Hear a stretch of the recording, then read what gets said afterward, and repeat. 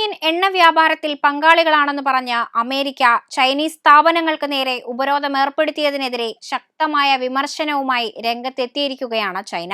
തങ്ങളുടെ സാമ്പത്തിക താൽപര്യങ്ങൾ സംരക്ഷിക്കാനുള്ള ചൈനയുടെ സന്നദ്ധതയെ ചൈന എടുത്തു പറഞ്ഞു. നിയമവിരുദ്ധമായ ഇത്തരത്തിലുള്ള ഏകപക്ഷീയമായ ഉപരോധങ്ങളോട് ചൈന എപ്പോഴും എതിർപ്പ് പ്രകടിപ്പിക്കുന്നുണ്ടെന്നും രാജ്യം അറിയിച്ചു. ചൈനീസ് വിദേശകാര്യ മന്ത്രാലയ വക്താവ് മാവോ നിങ്ങാണ് ഇതു സംബന്ധിച്ച് പ്രസ്താവനയുമായി രംഗത്തെത്തിയത്. ചൈനയും ഇറാനും തമ്മിലുള്ള സാധാരണ വ്യാപാര സഹകരണത്തിൽ ഇടപെടുന്നതും അതിനെ ദുർബലപ്പെടുത്തുന്നതും അമേരിക്ക ഇതോടെ അവസാനിപ്പിക്കണമെന്ന് അമേരിക്കയ്ക്ക് അവസാന താക്കീത് നൽകിയിരിക്കുകയാണ് ചൈന. തടഞ്ഞുവെച്ച ടാങ്കറിൽ നിന്ന് ഇറാനിയൻ അസംസ്കൃത എണ്ണ സ്വീകരിച്ച് സൂക്ഷിച്ചതിന് ചൈനയിലെ ഹുയിഷോ തുറമുഖത്തിനടുത്തുള്ള ഒരു അസംസ്കൃത എണ്ണ പെട്രോളിയം ഉൽപ്പന്ന സംഭരണ ടെർമിനലിനെതിരെ അമേരിക്കൻ സ്റ്റേറ്റ് ഡിപ്പാർട്ട്മെന്റ് ഉപരോധം പ്രഖ്യാപിച്ചതിന് ഒരു ദിവസത്തിന് ശേഷമാണ് ചൈനയുടെ മുന്നറിയിപ്പ്. അമേരിക്കൻ സ്റ്റേറ്റ് ഡിപ്പാർട്ട്മെന്റിന്റെ കണക്കനുസരിച്ച് 2025 ജനുവരി അവസാനത്തോടെ മുൻപ് spirit of Casper and Nicola എന്നറിയപ്പെട്ടിരുന്ന അമേരിക്കൻ നിയുക്ത ടാങ്കറിൽ നിന്ന് ഏകദേശം 1 ദശലക്ഷം ബാരൽ ഇറാനിയൻ ക്രൂഡ് ഓയിൽ ടെർമിനലിൽ നിന്ന് ഇറക്കിയിരുന്നു. ഇറാന്റെ ഊർജ്ജ കയറ്റുമതി സുഗമമാക്കുന്നതിലും വരുമാന സ്രോതസ്സുകൾ നിലനിർത്തുന്നതിലും ചൈനീസ് ടെർമിനലുകൾ നിർണായക പങ്ക് വഹിക്കുന്നുണ്ടെന്ന് സ്റ്റേറ്റ് ഡിപ്പാർട്ട്മെന്റ് പറഞ്ഞു. ഇതിൽ പരിഭ്രാന്തരായതുകൊണ്ടും ഇറാൻ ചൈന ബന്ധം വളരുന്നതിൽ കാര്യമായി പേടിയുള്ളതുകൊണ്ടുമാണ് അമേരിക്ക ഇപ്പോൾ ഈ വെപ്രാളം കാണിക്കുന്നത്.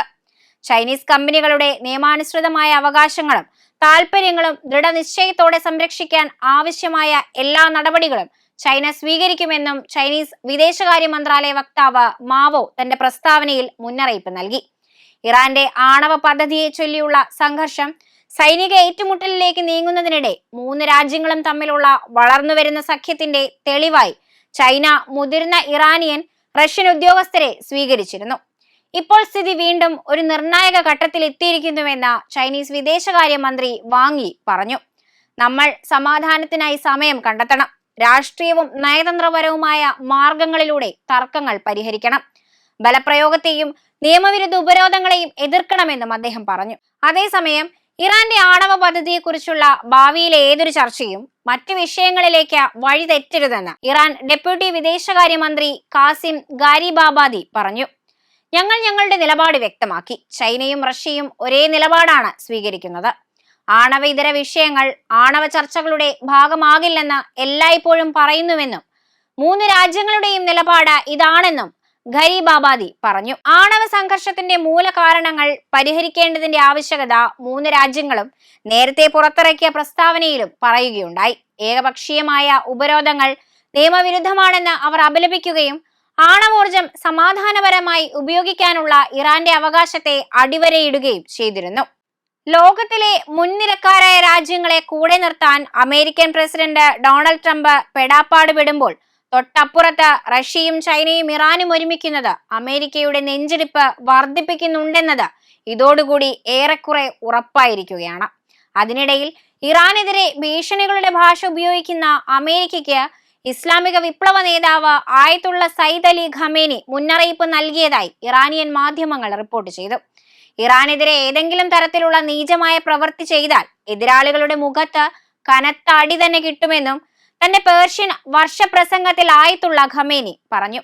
ഇറാനുമായി ഇടപെടുമ്പോൾ ഭീഷണികൾ ഉപയോഗിച്ച് ഒരിക്കലും എവിടേക്കും എത്താൻ അമേരിക്കയ്ക്ക് കഴിയില്ലെന്ന് അവർ അറിയണമെന്നും അദ്ദേഹം പറഞ്ഞു. രാജ്യത്തിന്റെ ശത്രുക്കൾക്കെതിരായ ഇത്തരം ക്രൂരതകളെയും ഭീഷണിപ്പെടുത്തലുകളെയും ഇറാൻ രാഷ്ട്രം ചെറുത്തു നിൽക്കുന്നുവെന്ന് ആയത്തുള്ള ഖമേനി പറഞ്ഞു. തങ്ങളുടെ രാജ്യങ്ങളെ സംരക്ഷിക്കുന്ന പലസ്തീൻ, ലെബനൻ പോരാളികളെ പിന്തുണയ്ക്കുന്ന നിലപാടും അദ്ദേഹം വ്യക്തമാക്കി. ഇറാനിയൻ പ്രോക്സികളുടെ ശൃംഖലയായ ചെറുത്തുനിൽപ്പ് മുന്നണികളെ കുറിച്ചുള്ള പാശ്ചാത്യ ചിത്രീകരണത്തെയും അദ്ദേഹം തള്ളിക്കളഞ്ഞു. രാജ്യത്തിന് ഒരു പ്രോക്സി ഫോഴ്സ് ഇല്ലെന്നും എന്നാൽ മേഖലയിലെ ചെറുത്തുനിൽപ്പ് പോരാളികളെ പിന്തുണയ്ക്കുന്നുവെന്നും അദ്ദേഹം പറഞ്ഞു. മേഖലയിലെ ചെറുത്തുനിൽപ്പ് ഗ്രൂപ്പുകളെ ഇറാനിയൻ പ്രോക്സികൾ എന്ന് വിളിക്കുമ്പോൾ അമേരിക്ക, യൂറോപ്യൻ ഉദ്യോഗസ്ഥർ തുടങ്ങിയവർ അവരെ അപമാനിക്കുകയാണെന്നും അദ്ദേഹം പറഞ്ഞു. പാശ്ചാത്യ നേതാക്കൾ യാഥാർത്ഥ്യങ്ങൾ കാണാൻ ആഗ്രഹിക്കുന്നില്ലെന്നും പലസ്തീനെ പിന്തുണച്ച് പ്രകടനം നടത്തിയ വിദ്യാർത്ഥികളുടെ സർവകലാശാലകൾക്കുള്ള ധനസഹായം അവർ വെട്ടിക്കുറയ്ക്കുകയാണെന്നും മുസ്ലിം ഇതര രാജ്യങ്ങളുടെ വർദ്ധിച്ചുവരുന്ന ഇസ്രയേൽ വിരുദ്ധ പ്രതിഷേധങ്ങളെ പരാമർശിച്ചുകൊണ്ട് ആയത്തുള്ള ഖമേനി പറഞ്ഞു. പലസ്തീൻ രാഷ്ട്രം, ലെബനൻ, യമൻ എന്നിവയുൾപ്പെടെയുള്ള ചെറുത്തുനിൽപ്പ് മുന്നണിയുടെ രാഷ്ട്രങ്ങൾ അഴിമതി നിറഞ്ഞതും ദുഷ്കരവുമായ സയനിസ്റ്റ് ഭരണകൂടത്തിനെതിരെ തന്നെ എപ്പോഴും നിലകൊള്ളുന്നുവെന്നും അദ്ദേഹം പറഞ്ഞു. ഇറാന്റെ ആണവ പദ്ധതിയിൽ അമേരിക്ക നിരന്തരം വ്യാകുലരാകുമ്പോഴും റഷ്യ പക്ഷേ ഇറാനെ പിന്തുണയ്ക്കുകയാണ് ചെയ്യുന്നത്. ഇറാനോട് സഹകരണം പ്രഖ്യാപിച്ച റഷ്യ ആണവായുധങ്ങൾ സ്വന്തമാക്കാനോ നിർമ്മിക്കാനോ ഉദ്ദേശമില്ലെന്ന ഇറാന്റെ ആവർത്തിച്ചുള്ള പ്രസ്താവനകളെ അംഗീകരിക്കുന്നുവെന്നും പറഞ്ഞിട്ടുണ്ട്. ഇറാനെതിരെയുള്ള ഏതൊരു ശക്തിയെയും എതിർക്കുകയാണെന്ന മാധ്യമ പ്രവർത്തകരുമായി നടത്തിയ ഒരു സമ്മേളനത്തിൽ ക്രെംലിൻ വക്താവ് ദിമിത്രി പെസ്കോവും വ്യക്തമാക്കിയിരുന്നു. ഇറാന്റെ ആണവ അടിസ്ഥാന സൗകര്യങ്ങൾ ആക്രമിക്കാൻ അമേരിക്കയോ ഇസ്രയേലോ ശ്രമിച്ചാൽ റഷ്യ സമാധാനപരമായ രാഷ്ട്രീയ നയതന്ത്ര മാർഗങ്ങളിലൂടെ ഇടപെടുമെന്നും അദ്ദേഹം വ്യക്തമാക്കിയിരുന്നു. മറ്റെല്ലാ രാജ്യങ്ങളെയും പോലെ ഇറാനും സമാധാനപരമായ ആണവ മേഖലയും സമാധാനപരമായ ആണവോർജവും വികസിപ്പിക്കാനുള്ള അവകാശമുണ്ടെന്നും ഇതെല്ലാം അന്താരാഷ്ട്ര നിയമങ്ങൾ കർശനമായി പാലിച്ചാണ് നടക്കുന്നതെന്നും അദ്ദേഹം പറയുകയുണ്ടായി. അമേരിക്കയുടെ പ്രൗഢിയൊക്കെ ഏറെക്കുറെ മങ്ങി തുടങ്ങി. ഇനിയിപ്പോൾ റഷ്യ, ചൈന, ഇറാൻ തുടങ്ങിയ ശക്തികൾ ലോകത്തെ നയിക്കുമെന്ന ഭയമാണ് നിലവിലെ അബദ്ധങ്ങളൊക്കെ ചെയ്യാൻ അമേരിക്കയ്ക്ക് വഴിയൊരുക്കുന്നത്. അത് പക്ഷേ കൂടുതൽ അപകടത്തിലേക്കാണ് അമേരിക്കയെ കൊണ്ടെത്തിക്കുന്നതെന്നാണ് മറ്റൊരു സത്യം.